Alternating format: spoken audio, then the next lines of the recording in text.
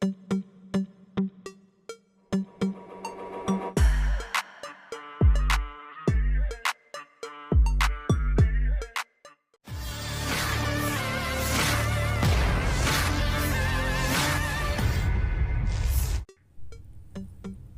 di media sosial Telegram pada Jumat 26 April 2024, sebuah video yang memperlihatkan detik-detik parit Ukraina diserang. Militer Rusia benar-benar tak memberikan kesempatan prajurit musuh untuk bisa lolos dari pantauannya. Di wilayah yang tidak dicantumkan dalam narasi unggahan, militer Rusia menghancurkan parit bersama personel musuh yang ada di dalamnya. Drone FPV dikerahkan untuk meledakkan parit musuh. Hasilnya seperti yang terlihat dalam rekaman. Ledakan dahsyat terjadi dan memusnahkan semua yang ada di sana. Hingga video ini beredar, beragam respon diberikan warganet.